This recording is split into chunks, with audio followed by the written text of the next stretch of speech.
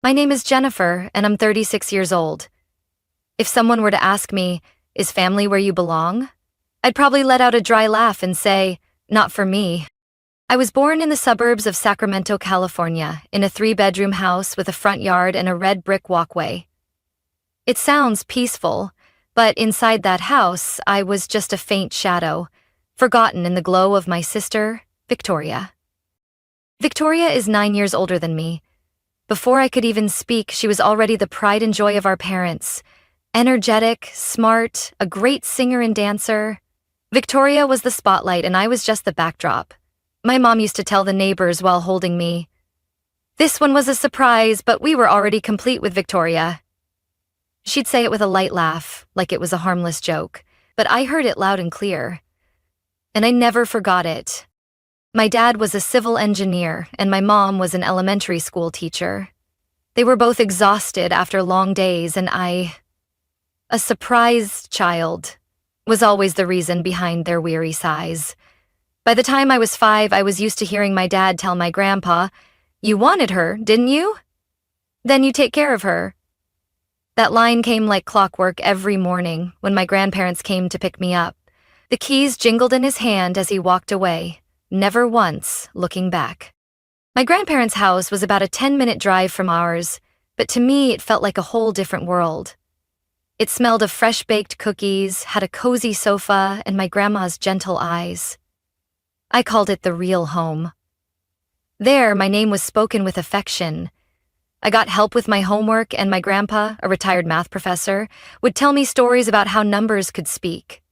"Truth lies in numbers, not in sweet words," he used to say when I was confused by my first charts.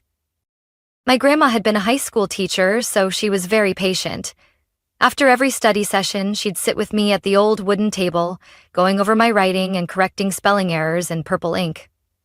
"You know, Jen," she'd say, "knowledge is the one thing no one can ever take from you." I nodded, even though I didn't fully understand her yet. But I knew what love felt like. Warm, without judgment, unconditional. Meanwhile, at my parents' house, I felt like a stranger in my own home. They didn't openly dislike me. They just didn't notice me. If I came home 5 minutes late, there might be no dinner left. Parent-teacher conferences usually had an empty chair where they should have been. I wasn't angry. I was used to it. Victoria was different. Every birthday came with a big party, a 3-tiered cake, and even a small band in the backyard. Me? A single candle stuck in a store-bought cake. I didn't expect much. Just once for Mom to ask what I wished for before I blew out the candle. But that never happened. Victoria never acted like she hated me. She just never really saw me. When she was stretched out on the sofa, chatting on the phone with her friends, I sat in the corner of the room, quietly playing with old dolls my grandma had given me. Once, I tried to start a conversation, but she just replied with a distracted, "Yeah," and turned away. I got the message. I didn't belong in her world. My parents didn't hide their favoritism. At every family gathering, they couldn't stop bragging about Victoria's achievements. Vic got another A in history, or Vic was picked to lead the spring festival committee. As for me, no one asked if I was keeping up with school, if I had friends, or if I'd ever won any awards. They were too busy basking in Victoria's glow to notice I was growing up too. And I used to think that once my sister left for college, my parents would finally notice me. But I was wrong. So wrong. When Victoria left, I didn't get more attention. I just got more chores. And that's when I started to understand. My presence had never been truly welcomed. I wasn't part of them. I was just a responsibility they couldn't deny. I don't know how many times I swallowed the lump in my throat just to avoid crying in front of them. But thanks to my grandparents, I learned to be strong. I learned to quietly remember everything, and then use that past as fuel, because one day, I'd walk out of that house. As someone who chose her own life. I was 14 when Victoria officially left for her freshman year at Boston University. The day she wheeled her suitcase off the porch, my mom cried like she was going away forever. My dad kept saying, "She's grown now. A girl like Vic is bound for success. And me? I stood in the kitchen doorway, dish rag in hand, completely invisible in that moment. I thought things would change after she left, that my parents would turn their eyes toward me, that the house would echo with new laughter, mine. But no, they didn't see me more, they just saw what needed doing. That same evening, just as I was heading upstairs to do homework, my mom called out from the living room. "Jennifer, do the dishes and clean the kitchen, okay? I'm tired." I still remember standing frozen at the sink, hot water running between my fingers, stinging. Not from the heat, but from something else, a feeling I couldn't quite name. I knew this was the beginning of something unfair, with no way out. Every afternoon after school, I wasn't allowed to set my bag down until I finished the to-do list my mom scribbled on a sticky note and slapped onto the fridge. Clean the stairs, vacuum the living room, do the laundry, fold clothes, check expiration dates in the fridge, prep dinner. If I missed one task, my mom would say, "You live in this house, you should help out." Vic was never this lazy. She said it so often I thought I'd misheard her if a day ever passed without the comparison. I knew every setting on the old washer in the basement, knew how to season roast chicken just right for Dad, and memorized Mom's favorite snacks for her late-night TV marathons. But no matter what I did, it was never enough. Once, I asked if I could skip dinner prep to study for finals. My mom said just one thing. "I guess getting an A is more important than feeding your family, huh?" I didn't answer. I quietly went to the kitchen, left my books on my desk, hands shaking as I chopped onions, eyes stinging but holding back tears. On weekends, while my friends were at the movies or hanging out at the mall, I was scrubbing the bathroom, organizing closets, or mopping the kitchen floor. When I asked my dad if I could join the school's academic team, he waved me off. "Finish your chores first. That stuff's a waste of time."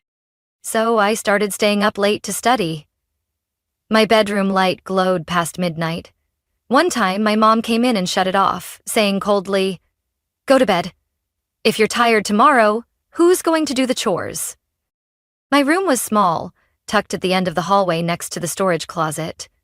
The walls were thin, so I could hear the TV from the living room every night, my parents' laughter during game shows, or Mom chatting on the phone about Victoria. She'd just been chosen for an internship at a big marketing firm. "She's amazing," Mom said proudly. "She really is our pride." And me? I stayed quiet. Only my grandparents still called every Sunday night, even though they were both getting frail. They asked how school was, if I was eating enough, if I was happy. I always smiled and said, "I'm doing fine," even though nothing felt fine, but I didn't want them to worry. One night, after finishing my chores and studying until I was drained, I pulled an old shipping box out from under my bed. It held my grandma's handwritten letters, birthday cards, and a few photos of me and my grandparents at the park. I flipped through each one, searching for a part of myself in those rare, peaceful days. One card had her handwriting, "You are a little light. Keep shining patiently. One day the whole world will see your glow." I clutched that card tight. No one in that house had ever called me their pride, but I wouldn't let life pass without someone ever seeing my worth. I started researching scholarship programs online. Every night, after all the chores were done, I opened the old computer and scoured university websites. I didn't know what was waiting out there, but one thing was certain. I was going to leave that house. Not to escape, but to truly live. And I would live on my own terms. I got acceptance letters from 3 universities all at once, on a rainy Wednesday morning. The feeling of opening those thick envelopes, my fingers trembling as I read, "Congratulations, Jennifer," I could hardly breathe. I did it. After all those years of quietly enduring, studying, and serving like a shadow in my own home, I had my ticket out. That night, I laid the 3 letters on the dining table, hoping for one small moment I thought I deserved. A look of approval, a simple, "Well done, sweetheart," from my parents. But when my mom glanced at the envelopes, she just shook her head and went back to clearing the dishes. My dad didn't even look up from the TV. "I need to talk to you about tuition," I said, gathering all the courage I had. My mom let out a long sigh, like I'd just interrupted something important. "Jennifer, honestly, we can't help you with that." I stared at her. "But I thought you had a college savings fund." She set the plate down and wiped her hands on the dish towel. "The thing is, we used that money to pay for Victoria's wedding. You know, an outdoor event in Santa Barbara isn't cheap. There was the band, the flowers, the 5-course dinner." I swallowed hard. The wedding had taken place nearly a year ago, lasting 2 days, complete with fireworks and a live band. I had served guests the whole time, arms bruised from carrying supplies, while Victoria looked like a princess straight out of a fairy tale. Now I knew where that money came from. "But if I'm your child too," I said softly, barely recognizing my own voice. "But I'm your child too," I said softly, barely recognizing my own voice. My dad, still glued to the TV screen, said just one sentence. "You can take out a loan. Kids these days all borrow to go to college. That's what being an adult is about." I stood there, overcome by a cold, stinging kind of feeling. They didn't reject me loudly. They just never considered me at all. That night, I pulled out my phone and called my grandparents. Grandma picked up. She heard my voice and immediately knew something was wrong. "Sweetheart, why do you sound like you're about to cry?" I didn't hold it in anymore. All the tears I had ever pushed down came flooding out. I told her everything. About getting into college, about the 3 acceptance letters I'd laid on the table, and about my parents' cold refusal. On the other end, I heard Grandpa clear his throat gently. Then his voice came through, slow and steady. "My girl, don't worry. We've been preparing for this day for a long time." I blinked. "What do you mean?" "The day you were born," he continued, "I opened a savings account in your name. At first, I just wanted to set something aside in case you ever needed something important. But the more I saw how your parents treated you, the more certain I became. You'd need this to build your own life." The next day, my grandparents invited me over.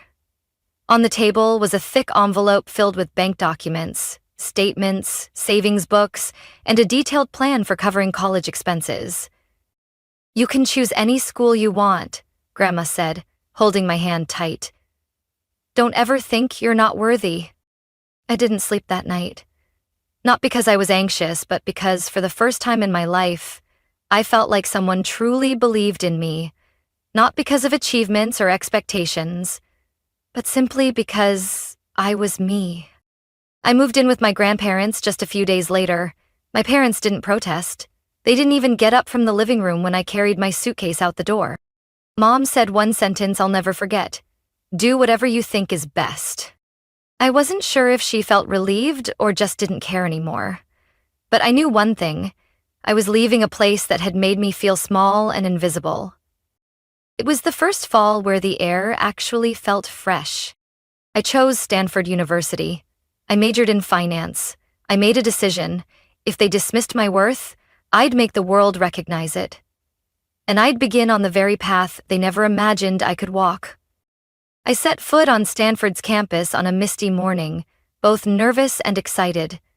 Everything here was big, modern, and challenging, and because of that, I felt like I belonged. For the first time in my life, I wasn't the unexpected child or the one who stayed home while her sister shined. I was Jennifer, a finance major with a dream no one could take away. At first, I was overwhelmed. My classmates were brilliant, most had attended elite high schools, had family support and connections in the industry. I arrived with 2 suitcases, an old laptop, and a childhood full of hard-earned lessons about discipline and resilience. But I quickly realized, knowledge doesn't care where you come from, and I had something not everyone did: a burning drive to prove I deserved to be here. I studied day and night, read twice the assigned materials, joined investment analysis clubs, and attended every workshop I could. By the end of my freshman year, I was selected for a special mentorship program for high-potential students. My mentor was Mrs. Keller, a former investment fund director in Chicago, known for her sharp mind and tough standards. She told me in our first meeting, "The world of finance doesn't favor the faint-hearted. You have a quiet exterior, but your eyes say otherwise." I didn't let her down. The summer after sophomore year, I landed an internship at a financial firm in San Francisco. By junior year, I became the only student in my cohort invited to an investment conference in New York. During financial analysis project presentations, I stood before dozens of investors, mic in hand, heart racing but mind clear, voice steady like never before. Professor Carson, who taught behavioral economics, once told me after a presentation, "Jennifer, you don't just have the skills. You have the presence of someone who will change the game." I graduated summa cum laude with a full-ride scholarship, receiving multiple job offers. But I knew what I wanted. I wanted to go to New York, the place where billion-dollar financial decisions are made in towering offices, where I wouldn't be chasing someone else's spotlight. I'd make my own. I accepted a job at a major investment bank in Manhattan. In the early days, I worked until 2 or 3 a.m., analyzing reports, checking every figure, adjusting every strategy. I didn't complain. Compared to years of cooking and cleaning without recognition, at least here my effort was rewarded with real opportunity. In my second year, I got promoted. In my third, I led a North American market analysis team. When I entered meeting rooms, I no longer looked down or avoided eye contact. I walked in as someone who knew what she was doing and knew she deserved to be there. During those years, I had little contact with my parents or Victoria. They rarely called, and I didn't reach out. The only updates I got about them came through phone calls with my grandparents. They were always there, calling weekly, asking about my work, sending homemade cookies on holidays, and writing little handwritten notes like, "You're our shining star, keep glowing." I often wondered, if not for them, would I have had the strength to rise out of the swamp of my childhood? Probably not, because it was them who planted the belief in me that I wasn't invisible, that I was worthy of love and recognition. I moved into a small but modern apartment on the Upper East Side, with windows overlooking Central Park. Every morning, I brewed coffee, watched the rush of people below, and reminded myself, I got here on my own. No favors, no permission, just my own strength. Life seemed to be on a beautiful path, but I didn't know that the past would come back in the most unexpected way. And when it did, I'd have to face not only the people I left behind, but also the wounds in my heart that never truly healed. I was preparing for a Q3 investment strategy presentation when my phone buzzed. The caller was my grandfather's doctor. A vague sense of dread crept down my spine. I apologized to my colleagues, stepped out of the conference room, and answered. "Jennifer, your grandfather was admitted to the hospital this morning. He had a sudden heart attack. We did everything we could." I didn't hear the rest. My ears rang and the sounds around me faded into nothing. Everything blurred like someone had drawn the curtains on my life. 3 hours later, I arrived at St. Joseph's Hospital in Sacramento. The room was stark white, the smell of disinfectant sharp, the empty hospital bed unbearable. My grandmother sat beside it, her eyes lost, wrinkled hands clutching a frayed handkerchief. "He went quickly," she said, voice hoarse like the wind. "You were the last thing he mentioned before he passed." I couldn't hold back my tears. The man who taught me how to read financial newspapers when I was just 10, who took me to the park every Sunday afternoon, who believed I could change my life, was gone. After the funeral, my grandparents' house became hauntingly quiet. Everything in it remained the same, as if he might still walk out of the reading room and ask, "Would you like some tea?" But the air felt different. My grandmother seemed like she had lost her soul. She tried to stay composed, to smile, but the deep hollowness in her eyes betrayed the loneliness she carried. 2 months later, she passed away in her sleep, peacefully, just like the way she had lived. The doctor said there was no serious illness, only that her heart couldn't carry the weight any longer. Like me, she didn't know how to live without him.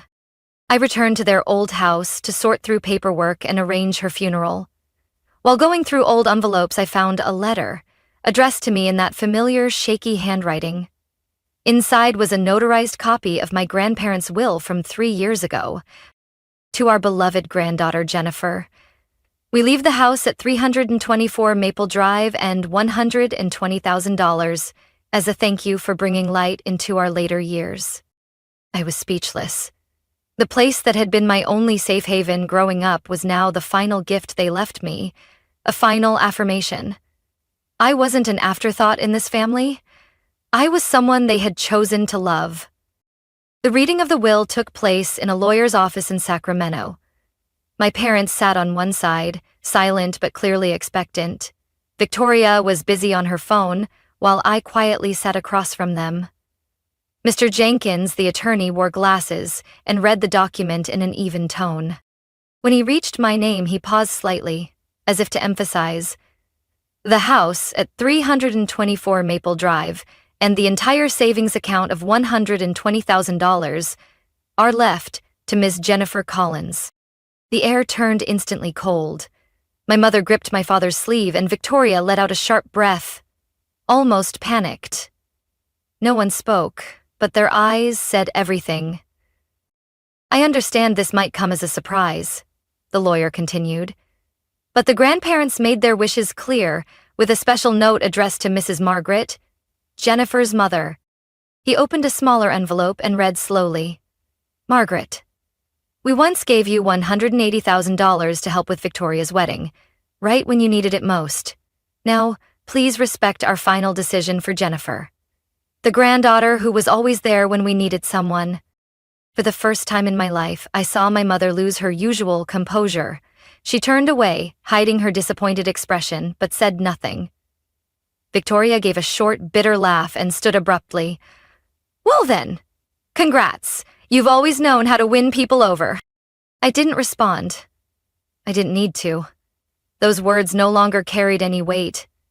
I didn't need their validation anymore. My grandparents had already given me that, in a way no one could take away. That night, I sat alone in the old living room, staring out at the garden where my grandfather used to read. October in Sacramento was starting to bring a chill. I told myself, this place wouldn't just be filled with memories. I would turn it into a new beginning. I had no idea that the very people I thought were out of my life were about to return, and this time, they weren't coming out of love. They were coming with demands. It took me nearly a year to heal from the loss of both my grandparents. The house at 324 Maple Drive was now full of memories, yet so empty that it made my heart ache every time I stepped inside. The old photos, the tea cabinet, the hand-embroidered tablecloth, all of it seemed to beg me to stay. But I knew my grandparents wouldn't want me to live in the past. One early spring afternoon, with soft golden sunlight spilling through the windows, I sat at the dining table, flipping through documents, deep in thought. This house had once sheltered me, but maybe now it was time for it to become a doorway to something better. And then the thought hit me, unexpected but clear. I would sell my grandparents' house and use that money to buy my parents a new home, where they could spend their retirement comfortably. I wasn't sure what I was hoping for. Maybe gratitude, maybe a shift in the way they saw me, or maybe it was just a part of me that still couldn't shake the need to be accepted. Even though I knew that might never happen, I called my parents one weeknight. "I want to meet you this weekend. It's something important." I heard a brief hesitation from my mother. "What's it about, Jennifer?" "I'll tell you in person. Let's meet this weekend." We agreed to meet at a small cafe in the suburbs of Fremont where they were living in a cramped apartment after retiring. Dad looked thinner than the last time I'd seen him, his hair fully gray. Mom still wore her familiar stern expression, but her eyes showed signs of weariness. I began, trying to keep my voice calm. "I've decided to sell Grandma and Grandpa's house, and I want to use the money to buy you a new one. Something small, one story, with a garden. Easy to maintain." They stared at me in shock. For a moment, I thought I saw Dad's eyes glisten, something I had rarely seen. Mom put down her teacup, her hands slightly trembling. You're serious? She asked, her voice almost choked. I'm not joking. The silence hung for a few seconds. Then my mother suddenly started crying. Not loudly, but quietly. The kind of tears I'd never seen her shed for me. We don't deserve you, she said between soft sobs. Vic is unemployed. She and her husband are always fighting. And you've always been so strong and still thinking about us. I didn't know what to say. I just smiled gently and handed them a printed list of the houses I'd been considering. 2 weeks later, we chose a small home in Pleasant Hill. A single-story, ranch-style house with a backyard full of lavender and large windows looking out at maple trees. My mother said, "It feels like a place to start over." After the deal closed, my father hugged me for the first time since I was a child. "Thank you," he said quietly. "Not for the house, but for not giving up on us." I nodded and simply said, "I think that's what Grandma and Grandpa would have wanted too." Right after that, Mom began planning the housewarming party. "It has to be grand," she said, her eyes lighting up. "We'll invite everyone, flowers, a buffet, a photo wall." I nodded. "Just let me know when you need help." "Oh, don't worry. I'll handle it all. You're busy with work. Just relax. Just make sure you're there that day. I want you to look your best."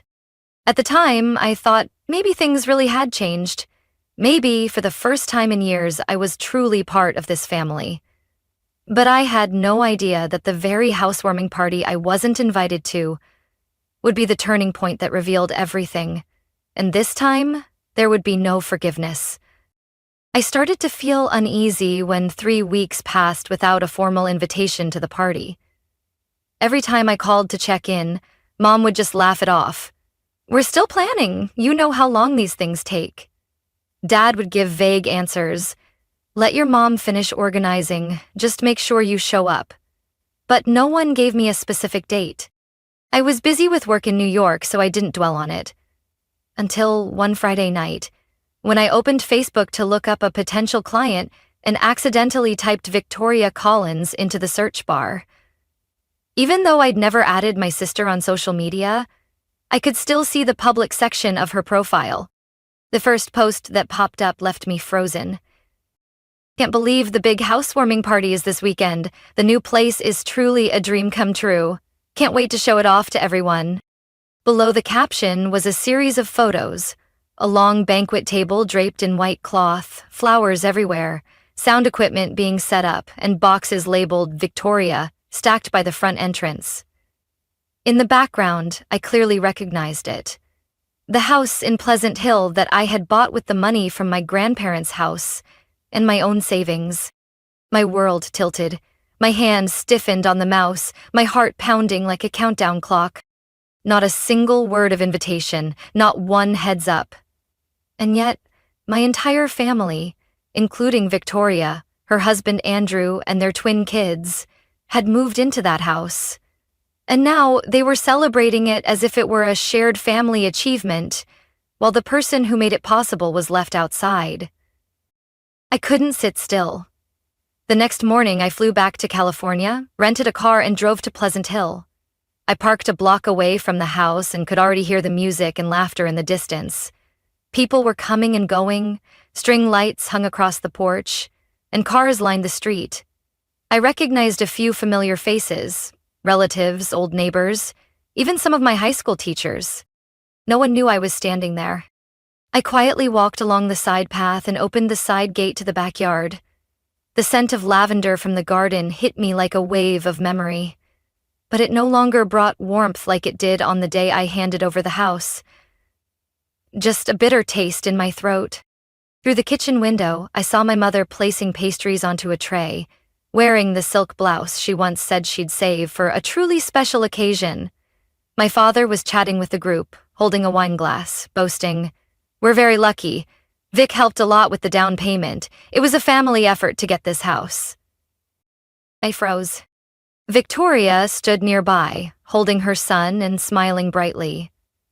Mom and Dad deserve to live in a home like this. We just did what needed to be done. I couldn't believe what I was hearing. None of them mentioned me. No one acknowledged the fact that the entire house, from the roof tiles to the floorboards, was paid for with my money. I stepped in through the back door, my voice oddly calm. How strange. Everyone seems to have forgotten who actually bought this house. The crowded room fell silent. All eyes turned to me as if I were some uninvited stranger. My mother dropped the tray of pastries, and Victoria's eyes went wide. My father was the first to speak, his voice uneasy. "Jennifer, you're here. We were just about to invite you." "Really?" I looked him straight in the eye.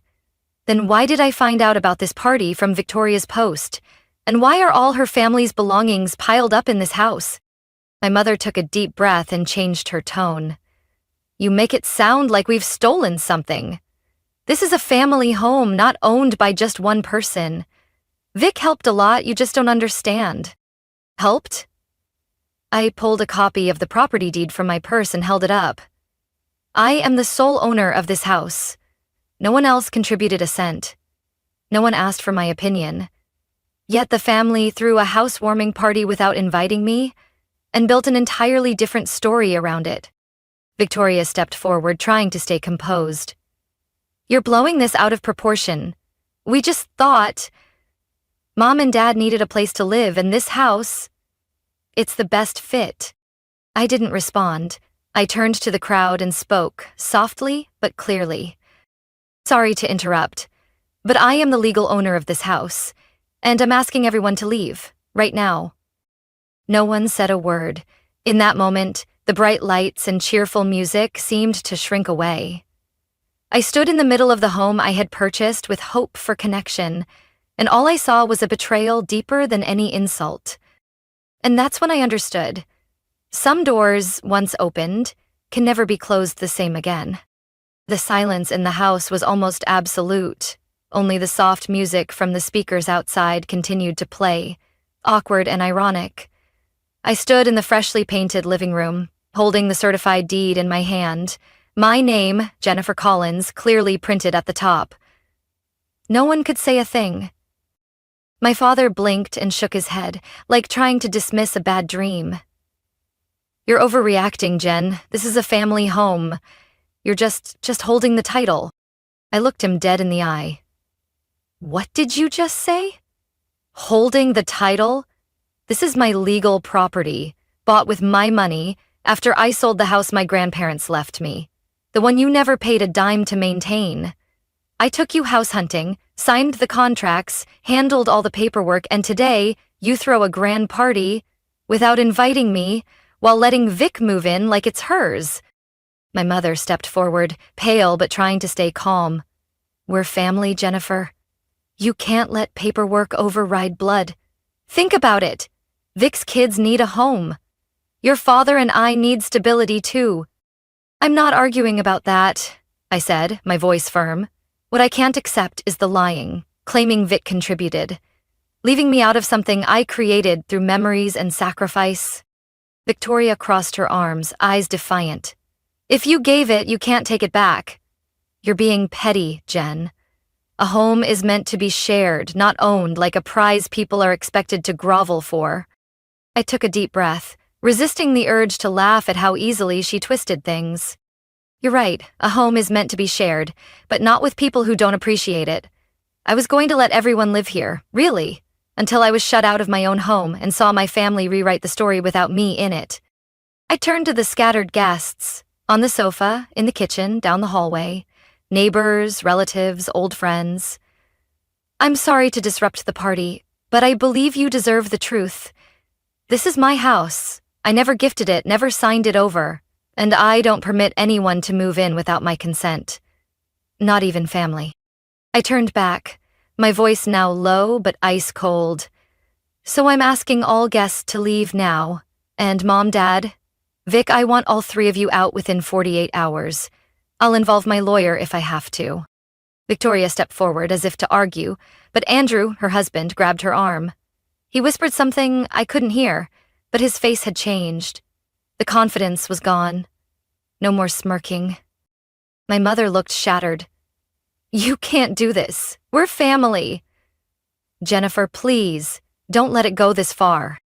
I tightened my grip on the documents, the anger now replaced by a familiar cold, the feeling of being dismissed, excluded, then blamed for daring to demand acknowledgement. "No, Mom," I said. "This time I can, and I will." One by one, the guests began to leave. Some looked at me with pity, others avoided my gaze entirely. I didn't blame them. They weren't the ones who pushed me out of the family. They were witnesses to the moment I stepped out of the role of the quiet daughter. Victoria was the last to leave the living room, holding her twins' hands. She glanced at me one more time. The pride was gone. Only bitterness and disappointment remained. "You'll regret this," she said softly. "Family isn't something you just throw away like a toy." I didn't respond. I stood on the porch as they drove away, the party lights dimming behind me. The house fell quiet. This time for real. But inside, I'd never felt more certain. For the first time, I had defended myself. 2 days after the interrupted housewarming, I returned to the Pleasant Hill house with a strange emptiness inside. The front yard was cleaner than ever. No more cars, no decorations. The house was mine again, just like I intended. But the price to reclaim it was a deep cut through what I used to call family. My parents, Victoria and her family, had moved out quietly. I wasn't there when they left. I had left the keys in the mailbox and asked my lawyer to oversee the process. They returned to my parents' old apartment in Hayward, which barely fit 2 people, now crammed with 6. My parents, Victoria, her husband, and their 8-year-old twins. I didn't need to imagine how suffocating it must be. And it took just 1 day before the messages started pouring in. First came a text from my mother. "You think I'm not heartbroken? What you did was cruel." Then a missed call from my dad's number. I didn't answer. Then Victoria, with a voice I could never mistake. "You think you have the right to punish us, but you're the selfish one." The messages kept coming all week. Sometimes they begged, "I know we were wrong, but you broke this family. Can't you undo it?" Other times they accused, "Your grandparents must be disappointed in heaven. This is the last thing they'd want." I read them all. I didn't delete them, but I didn't reply. I put my phone on silent, blocked all 4 of them, and set up a new email just for work and financial updates. The old inbox where they'd sent dozens of angry or pleading messages, I simply left unopened. I didn't cut ties out of rage. I did it because, for the first time, I saw what my childhood had blurred. To them, I only had value when I served, when I stayed quiet, when I stayed behind someone else's light. But the moment I dared to be seen, to be heard, to be respected, I became the enemy. The house in Pleasant Hill was now eerily quiet. I hired a professional cleaning crew to scrub away every trace of the party, from tape residue behind the fridge to wine stains on the hardwood. I changed the locks, updated the security system, and reset all the lighting. I stood in the freshly painted living room, sunlight streaming through the white curtains, feeling peaceful, but not light. Some choices, even when right, still carry weight when you actually make them. One Friday afternoon, I drove past the apartment complex where my parents now lived. I didn't plan to stop, just wanted to see.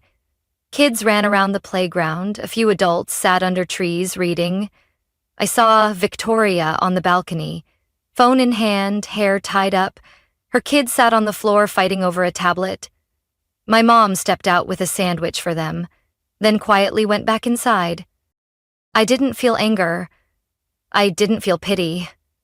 Just a brief sadness for what could have been if they had ever truly seen me as part of the family. I turned the car around and went home. That night, I began organizing my grandparents' keepsakes. In an old wooden box, I found a letter I'd never opened. It was from my grandmother, addressed to me. Inside were a few simple lines that made my heart crack open. If one day you must choose between love and justice, remember, we chose you, not because you were perfect, but because you were true. Never feel guilty for protecting your heart. I placed the letter back, feeling light for the first time in weeks. Family isn't where you're born, it's where you're accepted. And if they couldn't do that, I chose to leave. So I could protect the gentleness in me before it was twisted by endless hurt. 2 months after the ruined housewarming, I signed the contract to sell the Pleasant Hill house. It wasn't a rash decision. It was the result of many silent, sleepless nights. That house had once symbolized devotion and healing, but now it held too many warped memories, too many twisted words and misplaced emotions. I sold it for a good price thanks to the rising real estate market. The profit, combined with my savings and income, allowed me to invest in a private fund, not just a financial plan for the future, but a foundation for the life I truly wanted. Free, independent, and no longer seeking approval from people who never really saw me. I moved into a small penthouse in Tribeca, Manhattan, with a balcony overlooking the Hudson River and soft morning light filtering through the blinds. Not extravagant, not flashy, but mine. Chosen and built with real effort. Each morning I got up early, brewed coffee, opened the balcony door, and wrote a few lines in the old leather journal my grandmother gave me. Some days I wrote investment plans. Some days I wrote about my grandparents, the only people who ever believed in me without conditions. And sometimes I just wrote one line. Today, I'm okay. And that's worth something. I haven't spoken to my family since that day, though occasionally there are emails from my mother, a few missed calls from my father's old number. I've learned not to open doors that only bring pain. I'm not angry anymore, but I know this. Some relationships, forgiveness, doesn't mean continuation. I started dedicating time to things that made me feel real, speaking at financial empowerment events for young women, writing about personal finance, and most importantly, I founded a scholarship in my grandparents' name, the Henderson Grant for Daughters of Silence, for girls who were overlooked by their families but carried dreams like I once did. One day, during a podcast interview with a colleague, I was asked, "Jennifer, if you had a daughter someday, what would you teach her?" I didn't hesitate. That she doesn't have to outshine anyone to be loved, that in her home, no one will ever feel like an outsider, and that her mother, me, will always be her first defender, not because she's perfect, but because she's hers. I never wanted a family early in life. My past made me wary of the word family, but now, I feel more ready than ever to build a home, not built on blood, but on respect, kindness, and unconditional love. I know I won't repeat my mother's cycle. I won't compare my child to anyone. I won't use silence as punishment. I won't burden them with expectations that aren't theirs. I'll love my child with everything I lacked, and more. One day, while walking past a small bookstore near my home, I saw a book with a cover that made me stop.